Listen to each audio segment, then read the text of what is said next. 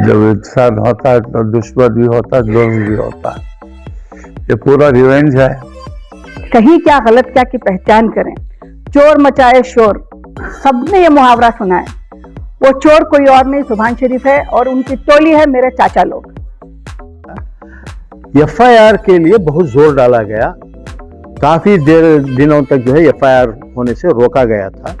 एक सियासतदान, मैं उनका नाम नहीं लेना चाहता, और कुछ मेंबर मैंने बोला ये भी मैं मेरे वालिद के नाम पे दे दूंगा करके, जो इनके ऊपर जो इल्जाम लगाए गए पूरे बेग नहीं आते हैं। वह हम लोग सिर्फ बेटा नहीं, बस दो दामाद हैं और हम लोग बेटो बच्चे थे, सब मिलकर बहुत बहादुरी से इस चीज का मुकाबला किया। यहाँ तक हमारे देवर जो हैं पुलिस स्टेशन के पास सुबह ही 7 बजे से जाकर खड़े रहते थे कि हमें अंदर करें, हमें अंदर। इनकी तबीयत तो हालत बहुत नाजुक थी। अब है तो खैर अपनों ने भी बहुत अच्छी दुश्मनी निभाई हमारे साथ। चलो अल्लाह उनका खैर करे, कुछ नहीं बोलना चाहती हूँ। बेंगलुरु की आयशा आमीना ट्रस्ट का मामला, साजिशों, अफवाहों, इल्जामात का पर्दाफाश। अहमद शरीफ सिराज, उनकी अहलिया और तमाम बेटियां एक साथ मीडिया के सामने आईं और हकीकत बयान की और इस बात का ऐलान किया कि उन्होंने 525 स्क्वायर फीट वक्फ प्रॉपर्टी, जो उनकी प्रॉपर्टी थी, पर्सनल प्रॉपर्टी थी, उस प्रॉपर्टी को आयशा आमीना ट्रस्ट के हवाले कर दिया है। जी हां दोस्तों, आयशा आमीना ट्रस्ट के सदर अहमद शरीफ सिराज और उनके अहले खाना ने एक बड़ा खुलासा किया है। अपनी निजी प्रॉपर्टी जो 525 स्क्वायर फीट पर मबनी है, उस प्रॉपर्टी को दोबारा आयशा आमीना ट्रस्ट के हवाले कर दिया है और इस बात की भी दरख्वास्त की कि कर्नाटक रियासती वक्फ बोर्ड अहमद शरीफ सिराज और दीगर ट्रस्टियों के खिलाफ दायर एफआईआर को फौरी तौर पर वापस ले, क्योंकि इस मामले में चंद लोगों ने वक्फ बोर्ड को गुमराह किया है, झूठी बातें फैलाई हैं और एक मिनिस्टर के जरिए वक्फ बोर्ड पर दबाव डाला है और वक्फ बोर्ड ने हकीकत को जाने बगैर कार्रवाई की है। अहमद शरीफ सिराज और उनके अहले खाना ने कहा कि हम उस सखी, दिलदार, हमदर्द इंसान के खूनी रिश्ते से ताल्लुक रखते हैं जिसने कौम व मिल्लत को बहुत कुछ दिया है, बहुत कुछ कुर्बान किया है, और उस शख्स का नाम है हाजी नबी शरीफ साहब। तन मन धन से कौम व मिल्लत की खिदमत करने वाले हाजी नबी शरीफ के खानदान पर 525 स्क्वायर फीट वक्फ प्रॉपर्टी पर कब्जा जमाने का बेबुनियाद इल्जाम आयद करते हुए चंद लोगों ने शरारत की है, धोखा दिया है। इन लोगों में कुछ अपने भी शामिल हैं, लिहाजा 525 स्क्वायर फीट वक्फ प्रॉपर्टी को आयशा आमीना ट्रस्ट के हवाले किया जाता है।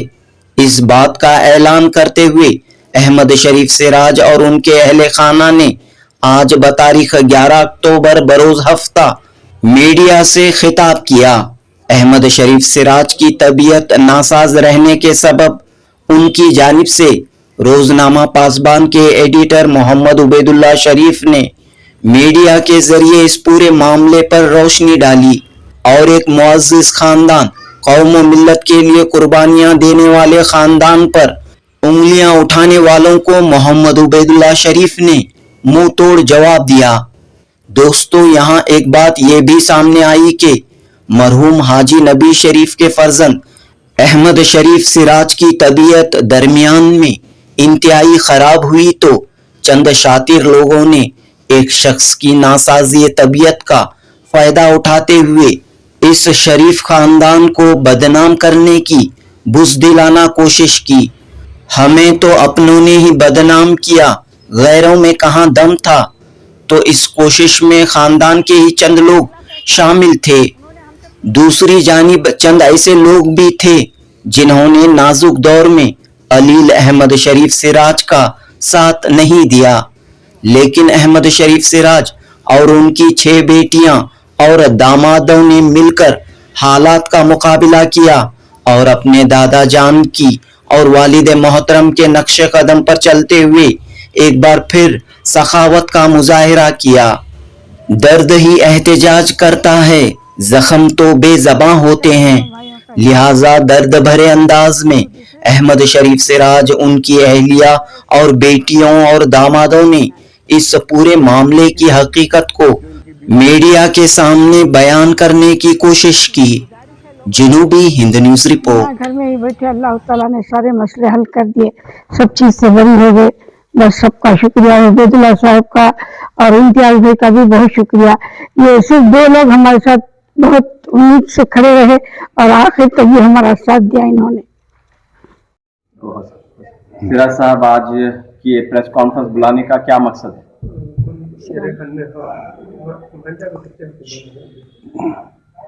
जो मामला आयशा अमीना के साथ हुआ है, जो मेरे साथ नाइंसाफी हुआ है, मेरे नहीं बल्कि मेरा पूरा खानदान के साथ नाइंसाफी हो गया।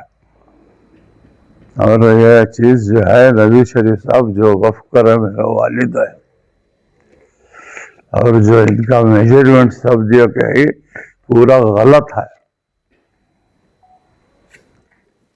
हर चीज़ गलत है इसके अंदर। रही बात जब इंसान होता है तो दुश्मन भी होता है, दोस्त भी होता है। ये पूरा रिवेंज है, चलते रहता है। रही दूसरी बात, मैं तबीयत ठीक नहीं, थोड़ा मैं ज़्यादा बात नहीं कर सकता हूँ। मेरे तरफ से जो कुछ है, जनाब उबैदुल्लाह शरीफ साहब आप लोगों को सब दिखाएंगे, पढ़ेंगे, बात करेंगे। मैं चाहता हूँ इसका फैसला जल्द से जल्द हो। फैसला कौन करे? वो वोट करे। अगस्त 2025 को कर्नाटका स्टेट बोर्ड ऑफ वक्फ की तरफ से अलसूर गेट पुलिस स्टेशन में एक कंप्लेंट लॉन्च किया गया और उसके बाद जो है एक एफआईआर भी दर्ज हुआ। अहमद शरीफ सिराज साहब के और आयशा अमीना ट्रस्ट के दूसरे ट्रस्टियों के ताल्लुक से के खिलाफ एक एफआईआर हो गया। एफआईआर में ये इल्ज़ाम था कि अहमद शरीफ सिराज साहब ने आयशा अमीना ट्रस्ट की जो जायदाद है उसमें 525 स्क्वायर फीट ज़मीन किसी को 5 करोड़ में फरोख्त कर दिया, जबकि ये इल्ज़ाम जो है बिल्कुल बेबुनियाद था। वक्फ बोर्ड को चाहिए था कि जब भी कोई कंप्लेंट आता है तो जो है आयशा अमीना ट्रस्ट के सेक्रेटरी सिराज साहब को या उनके ट्रस्टियों को जो है शोकास नोटिस इशू करना चाहिए था और इंक्वायरी करवानी चाहिए थी कि ये कंप्लेंट सही है या गलत है और कंप्लेंट करने वाला कौन है। कंप्लेंट करने वाला शख्स आयशा अमीना ट्रस्ट का साबिक सेक्रेटरी, जिसे आयशा अमीना ट्रस्ट के फंड्स का मिसयूज करने का जिन पे इल्ज़ाम था और उस इल्ज़ाम के तहत उनको निकाल दिया गया था, ये शख्स था। खैर, वक्फ बोर्ड ने जो है बगैर किसी तहकीकात के, बगैर किसी इंक्वायरी के एक एफआईआर करवा दिया, जबकि इसकी असलियत ये है कि 10 अगस्त 1972 में हाजी नबी शरीफ साहब ने एक ट्रस्ट रजिस्टर करवाया गांधीनगर सब रजिस्ट्रार ऑफिस में। वो ट्रस्टार रहे, फाउंडर ट्रस्टी रहे, उनके साथ उनके बड़े फर्जंद मोइनुद्दीन शरीफ जो सिराज साहब के बड़े भाई थे और नबी साहब के कुछ खास रिश्तेदार और एक उनके दोस्त इब्राहिम खलीलुल्लाह खान साहब को लेकर एक ट्रस्ट बनाया गया था। ट्रस्ट का नाम आयशा अमीना ट्रस्ट था।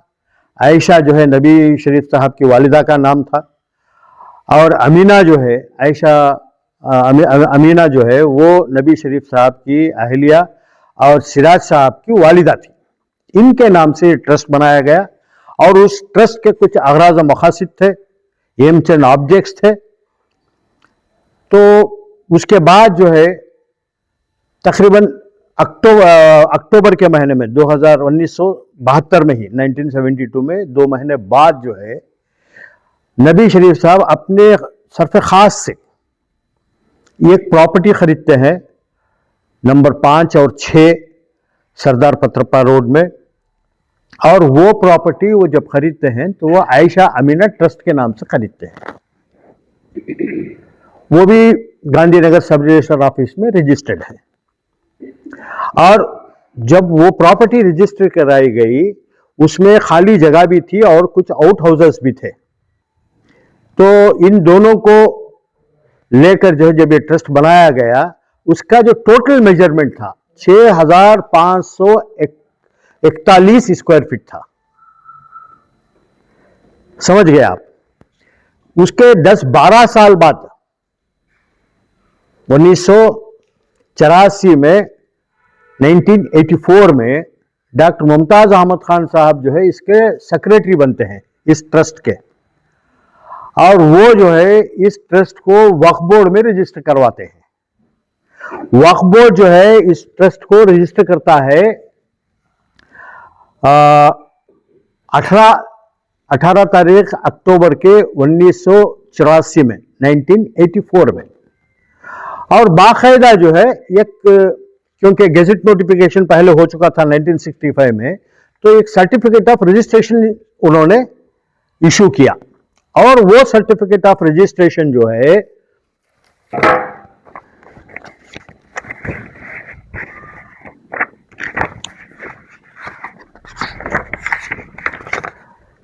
इस सर्टिफिकेट रजिस्ट्रेशन में जो मेजरमेंट दिए गए हैं वो मेजरमेंट है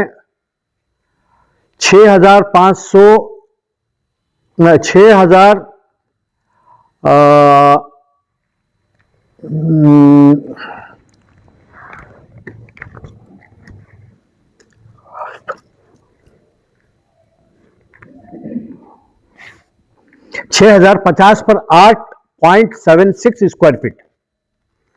ये सर्टिफिकेट ऑफ रजिस्ट्रेशन जो है ये कर्नाटका स्टेट बोर्ड ऑफ वक्फ से दिया गया है।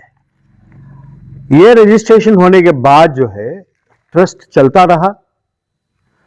बाद में 2020 में जो है वक्फ बोर्ड और माइनॉरिटी वेलफेयर डिपार्टमेंट जो है बेंगलोर के कमिश्नर, बीबीएमपी कमिश्नर और असिस्टेंट सर्वेयर को जो है एक काम देते हैं कि 20 प्रॉपर्टीज बेंगलोर में है, इसका सर्वे करके हमें डिटेल दिया जाए। तो वो सर्वे होने के बाद जो है एक नोटिफिकेशन, गेजेट नोटिफिकेशन निकलता है ये रेवेन्यू डिपार्टमेंट से। और उसमें जो है 19वें नंबर पर आयशा अमीना ट्रस्ट का जिक्र है। और उसमें यह कहा गया है कि जो जगह आयशा अमीना ट्रस्ट की है इसमें जो है ये जगह 5003 स्क्वायर फीट है। कितने? 5003 स्क्वायर फीट। वो कॉलम नंबर 6 में है। और कॉलम नंबर 16 में ये लिखा गया है एज पर CR यानी CR certificate of registration total extent of land 5978 square feet, 5970.8 square feet है। और एंजॉयमेंट में 5003 स्क्वायर फीट है। कम कितनी है? 970 पर 4 स्क्वायर फीट। एक रजिस्ट्रेशन सर्टिफिकेट वो भी वक्फ बोर्ड का है। ये जो आपका गेजेट नोटिफिकेशन है ये भी वक्फ बोर्ड और रेवेन्यू डिपार्टमेंट का है। कौन सा सही है? ये 2000 में ये नोटिफिकेशन आने के बाद जो बकिया जमीन थी, सिराज साहब ने ये समझा कि ये जमीन जो है वक्फ में रजिस्टर्ड नहीं है, किसी के नाम पे नहीं है। तो मालूम किया तो उनको मालूम हुआ बीबीएमपी ऑफिस में कि ये जमीन जो है इनके वालिद के नाम से है। तो उस जिसमें से 525 स्क्वायर फीट जमीन इन्होंने अपने बच्चों के नाम, बेटियों के नाम पे जो है गिफ्ट कर दी। बाद में जो है वो गिफ्ट होने के बाद उस जगह में 525 स्क्वायर फीट में 6 दुकानें तामीर की गई। और ये 6 दुकानें जो है उन्होंने अपने बच्चों के नाम पे रजिस्टर करवा दी। ये रजिस्टर होने के बाद ये 2023 में रजिस्टर हुई है, तो 2 साल सब खामोश रहे, किसी को कुछ नहीं मालूम। 2 साल बाद जो है 25 में कुछ लोग वक्फ बोर्ड पर दबाव डालकर, जो सिराज साहब के यूं समझिए दुश्मन थे या जो नहीं चाहते थे, इन लोगों ने वक्फ बोर्ड पर दबाव डाला, खुद मेरा भाया, जिसमें इनके खानदान के भी कुछ अफराद हैं। वक्फ बोर्ड को चाहिए था कि ये कोई उनके पास पिटीशन आता है तो इसकी इंक्वायरी होनी चाहिए, ये नहीं हुई। वक्फ बोर्ड में कुछ लोग जो है वक्फ बोर्ड के कुछ मेंबरों को इन्फ्लुएंस किए, कुछ सियासतदानों को इन्फ्लुएंस किए। इसके बाद जो है 18 अगस्त 1925 को एफआईआर रजिस्टर हो गया 2025 को। उसके बाद जैसे ही इसकी खबर फैली, आपने भी देखा कि किसी ने प्रेस कॉन्फ्रेंस की और कई इसमें जो है ये आया भी था। एफआईआर के लिए बहुत जोर डाला गया, काफी दिनों तक जो है एफआईआर होने से रोका गया था।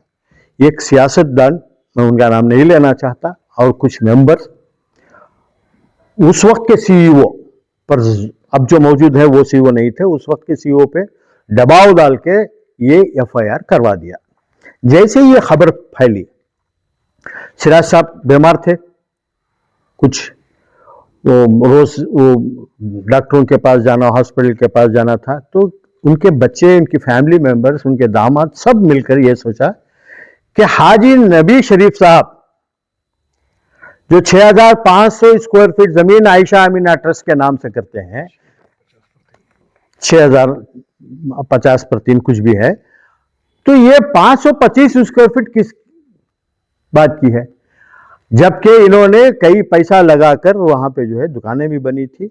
इन्होंने ये तय किया कि ये जमीन भी मैं अपने वालिद के नाम से, हाजी नबी शरीफ साहब के नाम से ट्रस्ट को रजिस्टर कर देता हूं, जबकि ये प्रॉपर्टी जो है 1,50,00,000 के करीब बेच दी गई थी। तो तमाम पैसे वापस देकर जिस शख्स को इन्होंने बेचा था उससे वापस ले लिया, और वो भी सब रजिस्ट्रार ऑफिस में रजिस्टर्ड है, डॉक्यूमेंट यहां पे मौजूद हैं। वापस सिराज साहब अपने नाम से खरीद के वो प्रॉपर्टी फिर जो है दोबारा आयशा अमीना ट्रस्ट के नाम से रजिस्टर करवा दी। अब मसला कुछ भी नहीं रहा, जबकि ये जमीन उसमें वक्फ में नहीं थी, ट्रस्ट में नहीं थी। तो उनका यह कहना है कि हमारे वालिद साहब ने कई इदारे बनाए,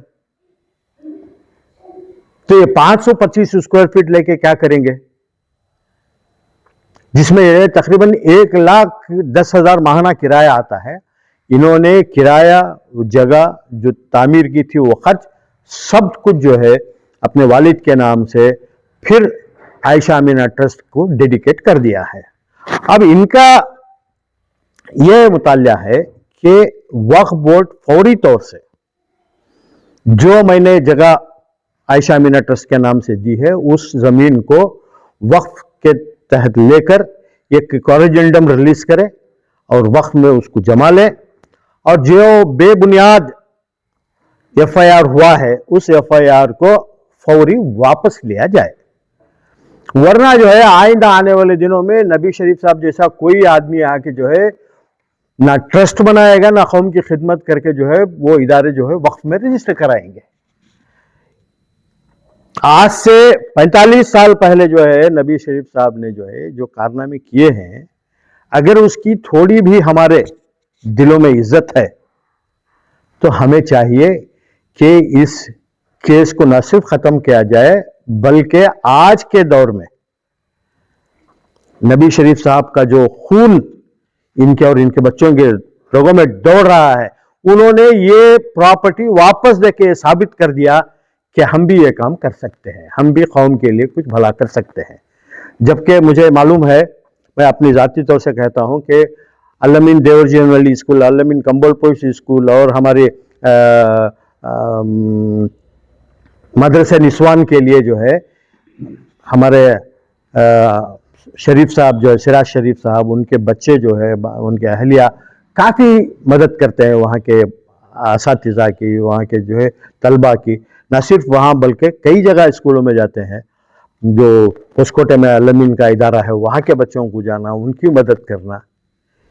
ऐसा आइंदा कोई नहीं करेगा अगर वक्फ बोर्ड आंख बंद करके जो है किसी के ऊपर भरोसा करके ऐसा कदम उठाएगा तो कोई आगे नहीं आएंगे।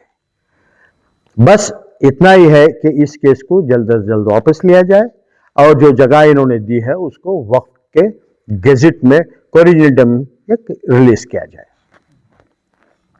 तो जो बदनामी हुई है उस सिलसिले में कोई कार्रवाई करेंगे सिराज साहब के जानिब से? किसके खिलाफ करेंगे?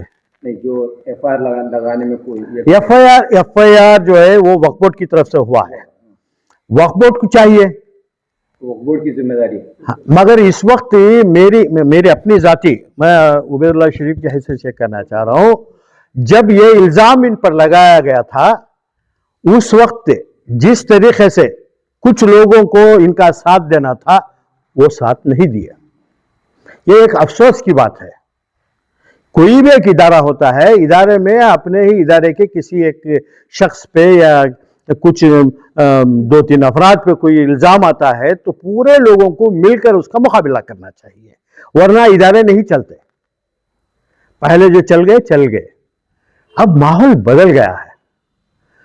मैं जाती तौर से जो है शुरू से सिराज शरीफ साहब के साथ रहा। मैं आज भी कहता हूं इस मामले में मैं सिराज साहब और उनकी फैमिली के साथ खड़ा हुआ हूं, बल्कि शहर के हर शख्स को चाहिए। मैं पर्सनली जो है नबी शरीफ साहब से मेरी मुलाकात है, मैं खालक साहब, हम सब जो है उनको देखकर हैं। उन्होंने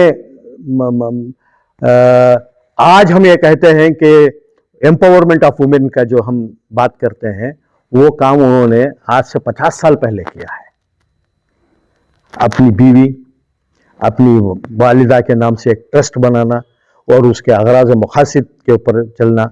मैं सिराज साहब से और उनकी फैमिली से यही गुजारिश करूंगा, आयशा अमीना ट्रस्ट के जो अगराज मकासद हैं, जो एम्स एंड ऑब्जेक्ट्स हैं, उसके ऊपर आप चलिए और आपके ट्रस्टियों को चलने के लिए बोलिए। अब सदर जो है सिराज साहब ही हैं ट्रस्ट के, तो इसमें कुछ चाह रहे हैं कि तब्दीली आए या मेंबर्स वगैरह कुछ ऐसा? मैं समझता हूं कि इसमें तब्दीली लाना या सिराज साहब के साथ छेड़छाड़ करना या उनके जो पोजीशन है उसको हलाने की कोशिश करना उन लोगों के लिए एक सुसाइड होगा। ये कोई कौमी इदारा नहीं है, ये जो है एक प्राइवेट ट्रस्ट है। बल्कि उस जमाने में उन्होंने फैमिली ट्रस्ट बनाया था। जब ट्रस्ट बनाया था तो ये 18 साल के नहीं थे, वरना वो अपने फैमिली मेंबर्स को लेके ही बनाते थे। अपने रिश्तेदारों को, एक ही उनके दोस्त थे इब्राहिम खलीलुल्लाह साहब। आज वो ट्रस्टियों में कोई भी जिंदा नहीं है। ये सदर हैं, रहेंगे इंशाअल्लाह। जी, आप कुछ कह रही थी? जी, कोर्ट में तो ये पूरा अब मामला जो है जब गए तो बेल के लिए गए, कोर्ट में भी जो है ये मामला ज़रा समात है। ये तमाम चीज़ें जो वक्फ बोर्ड को हमें दी है पूरे डॉक्यूमेंट के साथ, जो है जो ट्रस्ट डीड इन्होंने उसकी ट्रस्ट डीड, बाकी जो है रजिस्ट्रेशन सर्टिफिकेट जो इन्होंने जिनको बेचा था उनसे वापस लिया है, और फिर आयशा अमीना ट्रस्ट के नाम से जो रजिस्टर कराया, ये तमाम चीज़ें ये वक्फ बोर्ड के हवाले की गई है। इसकी कापीज यहाँ भी है, आप तमाम भी देख सकते हैं।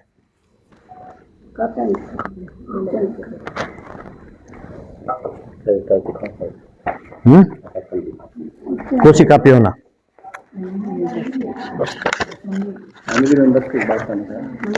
पूछो। देखो, ये डीड ऑफ ट्रांसफर है।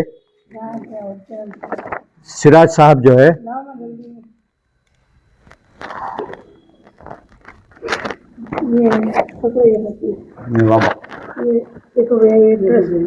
हाँ, ट्रांसफर नहीं, देखो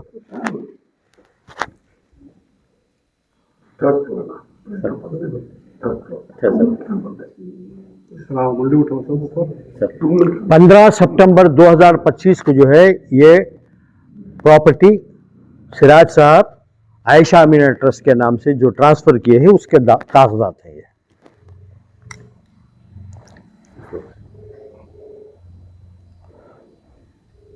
सब देखो कि वो ये एफआईआर होने के बाद उन्होंने ये करे सोचे। हाँ, अब चुप बदनाम करने की कोशिश कर रहे हैं।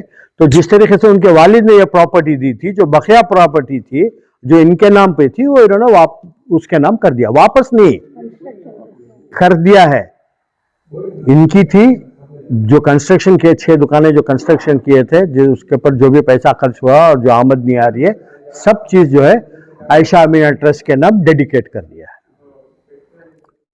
अस्सलाम वालेकुम रहमतुल्लाहि वबरकातुहू। जी ये सब जो मसला आ गया सबको तो मालूम ही है, कोई नहीं जानता बोल के नहीं। जब हमने समझा कि जगह हमारे ससुर इनके वालिद की है, इसलिए हमने वहाँ पे कंस्ट्रक्शन किया था। कंस्ट्रक्शन करने के बाद हम लोग क्या सोचे, बहनों भाइयों का भी हक है बोलकर, जब इनके पर तबीयत बहुत ख़राब बिगड़ गई, किडनी प्रॉब्लम हो गई, तो हम लोग बच्चियाँ और हम मिलकर जगह उसको बेच दिए। बेचकर बहनों भाइयों का हिस्सा हम लोग उठा कर रखे थे। तो दूसरे ही तीसरे दिन हमको एफआईआर की जब नोटिस मिल गई, तो हमने सोचा कि इनको भी क्यों दे, फिर उसको भी वापस करना है बोल के हमने उनका हिस्सा रुका दिया, जो फैसला होना होने दो। वह हम लोग सिर्फ बेटा नहीं, बस 2 दामाद हैं और हम लोग भाई को बच्चे 6 सब मिलकर बहुत बहादुरी से इस चीज़ का मुकाबला किया। यहाँ तक हमारे देवर जो हैं पुलिस स्टेशन के पास सुबह ही 7 बजे से जाकर खड़े रहते थे कि हमें अंदर करें, हमें अंदर। इनकी तबीयत तो हालत बहुत नाजुक थी। अब खैर तो खैर अपनों ने भी बहुत अच्छी दुश्मनी निभाई हमारे साथ, चलो अल्लाह उनका खैर करे, कुछ नहीं बोलना चाहती मैं। फिर भी हमें एक अच्छे लायक से बहुत अच्छा मशवरा मिला, बहुत अच्छा केस उन्होंने लड़ा। और हम लोग किसी ने कभी पुलिस स्टेशन ना तो एक पुलिस के पास गए, ना तो एक कोर्ट में हाजिर हुए, बिना घर में ही बैठे अल्लाह ताला ने सारे मसले हल कर दिए, सब चीज़ से बरी हो गए। बस सबका शुक्रिया, और उबैदुल्लाह साहब का और इम्तियाज़ भाई का भी बहुत शुक्रिया। ये सिर्फ 2 लोग हमारे साथ बहुत उम्मीद से खड़े रहे और आखिर तक भी हमारा साथ दिया इन्होंने। सारी बातों का अहम मुद्दा ये है कि ये पूरी जो कार्रवाई हुई इसके पीछे सबसे पहले एक शख्स का हाथ है, वो है मेरे ससुर का पालकड़ा बेटा है, वो यासीन शरीफ है। उसी ने इतनी बड़ी कार्रवाई, सब सारी फसाद फैलाई है। वो खुद ट्रस्ट का पैसा, ट्रस्ट की जगह दबा कर बैठा है, वो खुद उसके पर केस है, उसके बावजूद उसने दूसरों को चोरी का इल्ज़ाम ढाया है। वो अपनी माँ की जायदाद खुद अपने नाम पर चोरी से सबके करवा लिए, ट्रस्ट की जायदाद थी वो, उसने चोरी से उस जायदाद को अपने नाम करवाई। वो जायदाद जो है अब हमारे कब्जे में है जगह, वो उसका केस भी है कोर्ट में, और उसके आंग में जो खून बह रहा है अल्लाह के बाद वो मेरे शौहर का है, क्योंकि आज को उसका खून होकर कहीं 40-35 साल हो जाते थे, मगर मेरे शौहर ने उसे खूब बचाया, उसका सब कुछ साथ दिया, उसका सिला उसने बहुत अच्छा दिया। खैर अल्लाह ही उसका फैसला करेगा। जो है हम लोग करके वापस करना मतलब क्या, खुद रख लेना तो अलग बात थी, डेवलप करके वापस ट्रस्ट के नाम पर करना, जेब का पैसा लगा साहब इसमें।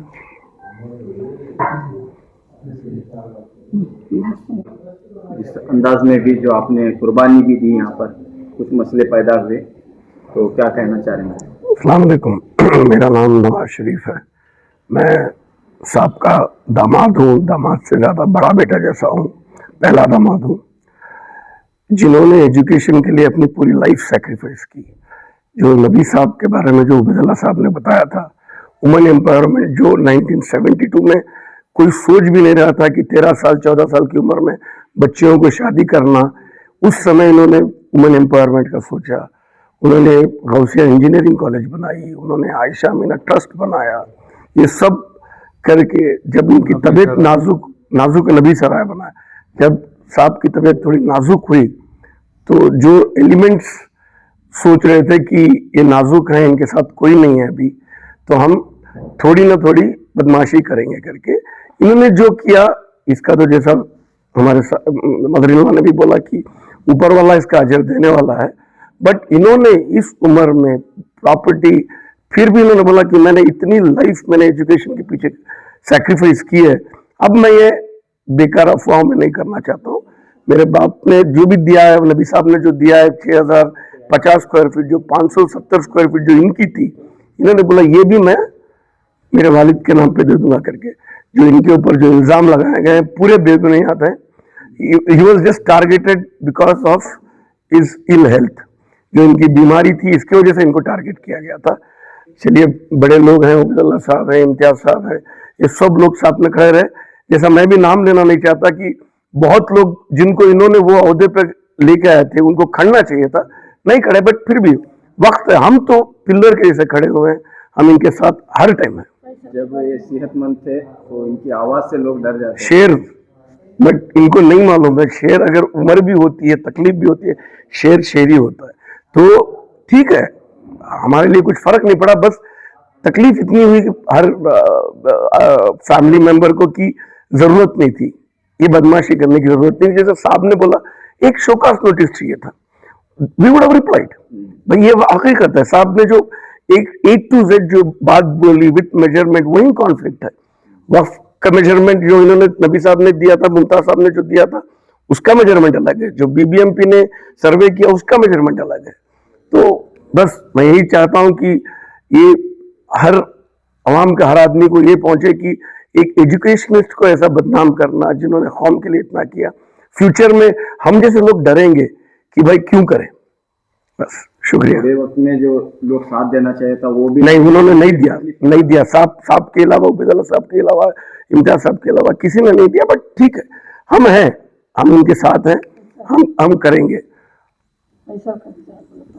फैसल जो हमारे सबसे छोटे दामाद हैं, इन्होंने भी बहुत मेहनत की, ये भी इदारे के एक ट्रस्टी हैं, इन्होंने भी बहुत काम किया। शुक्रिया। बहुत क्लोज सब लोगों को इत्मीनान है जो भी फैसला आपके अब्बा ने लिया और अम्मी ने लिया इस मामले में। अस्सलाम वालेकुम, मेरा नाम फलक नवाज शरीफ है, मेरे अब्बा का नाम सिराज अहमद शरीफ है, मेरी अम्मी का नाम फिरदौस उन्नेसा है। मैं 47 साल की हूँ। होश उस वक्त आया शायद 10-11 साल से सब कुछ याद है। मेरे दादा नबी शरीफ हैं, बहुत शान से फख्र से कहेंगे कि सारे बैंगलोर में जो कुछ भी मेरे दादा ने किया है वो आज तक किसी ने नहीं किया है। भले वो कितना भी नाम नहीं लेंगे, कोई भी बड़ा बिल्डर क्यों ना रहे, कोई भी बड़ा मिलियनर क्यों ना रहे, शायद नहीं किया है। किसी ने शायद वक्फ बोर्ड को इतना कुछ नहीं किया है, खैरात में सब कुछ नहीं दिया है। हर कोई करते हैं खैरात, हर कोई करते हैं, कोई कम करता है, कोई ज्यादा करता है, कोई करोड़ों में करता है, वो नहीं मालूम। अपनी अपनी हैसियत में जो जो किया है वो किया है। रहा सवाल इस हिस्से का, मेरे अब्बा पे जो भी लगा है सब बेबुनियाद है। ये कोई पहली बार नहीं है जहां मेरे चाचाओं ने या मेरे अब्बा के खानदान वालों ने किया है। मेरे अम्मी और अब्बा हमेशा एक साथ सबको लेके चले हैं। इनफैक्ट मैं तो कहूँगी कि आज मेरे दादा का जो खानदान है वो सब मेरे अब्बा के तुफेल से अल्लाह के बाद चल रहा है। मेरे अब्बा ने मेरी अम्मी के नाम के जायदाद देके सबका घर बसाया है, फिर भी उन लोगों का पेट नहीं बसा है।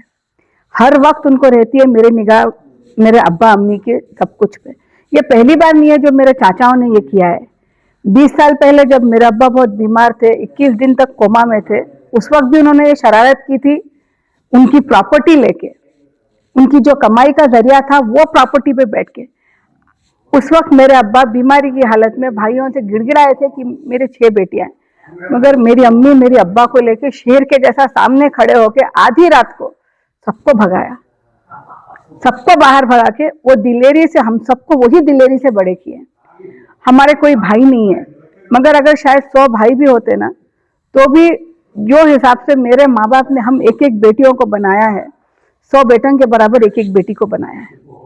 ना हमें दौलत की कमी है, ना वो 525 स्क्वायर फीट की आस है, ना वो मेरे अब्बा को है। इसके साथ साथ अम्मी अब्बा का इरादा भी था कि खास करके बैको बच्चियों के लिए कुछ एक अलग बनाए, कुछ करें करके।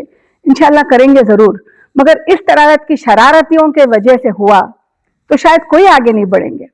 एंड इसमें मेरे चाचा लोग इसको इतना बड़ा बनाए, शायद किसी ने नाम नहीं लिया मगर मैं नाम लूंगी, सुभान शरीफ साहब की बदौलत से, जिनको मेरे अब्बा ने सारे प्रूफ के साथ निकाला था। उन्होंने एक यूट्यूब वीडियो रिलीज किया कि मुझे निकाला गया था, मुझे किया गया था, मेरे सारे XYZ बेबुनियाद साबित हुए थे। वेराज द फैक्ट वाज, जो आज भी पुलिस स्टेशन में मौजूद है, वो आके मेरे अब्बा के पांव पे गिरे थे, बाहर मिनिस्टर्स के थ्रू गए थे कि सिराज साहब मेरी उम्र हो गई है, मेरी उम्र मेरी सर्विस पे मुझे करियर धब्बा नहीं चाहिए, प्लीज केस ले लीजिए। वरना आज वो यूट्यूब में कॉन्फ्रेंस नहीं देते, जेल में बैठ के खंबियां गिनते। और इन लोगों ने कोई कसर नहीं छोड़ी। मेरे चाचा लोगों ने मेरे सामने बोला कि एक रात तो स्टेशन में बिठाना है। मैं बोला अगर तवक्कल तो अल्लाह, अगर अल्लाह चाहता है तो होएगा। मेरे अब्बा 29 साल की सर्विस ये इंडस्ट्री में किए हैं, अपनी बेटी, एक एक बेटी के लिए भी जो जो करना है किए है। उसके अलावा कौम के लिए जो किए है ना, वो मैं गिना नहीं सकती, क्योंकि वो गिनाने से ना उनकी सारी खैरात बेकार हो जाएगी। उसके साथ साथ मेरी अम्मी ने, मेरे माँ बाप ने अपने लिए नहीं, रमजान में अपने लिए जो लिया उससे 1000 गुना मेरे माँ बाप ने कौम के लिए किया। करते आए थे, करते आए हैं, करते रहेंगे। उबैदुल्ला शरीफ अंकल ने बहुत कुछ बोल दिया, तो मेरे पास और कुछ बोलने को है नहीं। तो बस मेरी ये रिक्वेस्ट है किसी से, सबसे, कि बातों में ना जाएं, सही क्या गलत क्या की पहचान करें। चोर मचाए शोर, सबने ये मुहावरा सुना है। वो चोर कोई और नहीं, सुभान शरीफ है, और उनकी टोली है मेरे चाचा लोग। और एक कहावत भी आप सबने सुनी होगी, pen is mightier than sword, वो मेरे अब्बा के लिए है।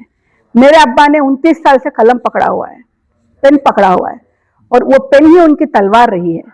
उसी हिसाब से मेरे छोटे बहनों, मेरे हस्बैंड, मेरे बहनों, सबके साथ ये केस हम कोर्ट में भी ऑलमोस्ट जीत चुके हैं। वहां से भी प्रूव हो गया है, कलम की ताकत कलम ही रहती है। वरना 15,000 20,000 दरमा लेने वाला एक आदमी मिस्टर सुभान शरीफ आज 13-14 करोड़ की बिल्डिंग बना के 3-4 लाख का भाड़ा नहीं खाते होते। मेरे अब्बा ने उनका जब निकाला तो बस ये दुश्मनी थी जो उन पे निकाली गई है। आज मेरे अब्बा ये हालात में भी खुलेआम फिरते हैं। जब ये केस इन पे लागू हुआ था उस वक्त ये मणिपाल हॉस्पिटल में 3 हफ्ते के लिए एडमिट हुए थे। उस वजह से ये उस वक्त नहीं कर पाए। जब ये होश में आए तब इन्होंने सब जो करना है वो किया है। इनफैक्ट मेरी गुजारिश है लोगों से कि ये जो बेकार की नेगेटिव पब्लिसिटी होती है उसको आगे ना बढ़ाएं। इसके अलावा बाकी का जो कुछ भी हमारे खानदान पे लगा है सब गलत है। Thank you. होश में आया और सेहतमंद रहे, ये बहुत बड़ी कामयाबी है। सही बात है, उनका पहला फैसला था, उन्होंने हमसे पूछा नहीं कि बेटा दोगी क्या, बोले चुपचाप जाओ वापस देके आओ। तुम लोगों को जो है मैं अल्हम्दुलिल्लाह बहुत कुछ रखा हूं, नहीं है कि नहीं रखा हूं। हमें उन्होंने जो तालीम दी है, जो सपोर्ट दिया है, जो मैं नहीं बोलूंगी जो मर्दानगी दी है, क्योंकि मर्दानगी औरत को नहीं चाहिए, औरत को अपनी इज्जत अपनी ताकत चाहिए। जो उन्होंने हमारे में डाली है ना, शायद ही उस वक्त किसी ने डाला था। आज भी है माँ बाप जो बच्चियों को पर्दे के पीछे रखते हैं, अंदर रखते हैं, बाहर नहीं लाते। मेरी उन सब माँ बाप से गुजारिश है कि हर कोई मेरे माँ बाप जैसे बने, सबको बाहर लाए, हर बेटी को बेटा बनाए, बेटी और बेटा में फर्क ना करें। Thank you.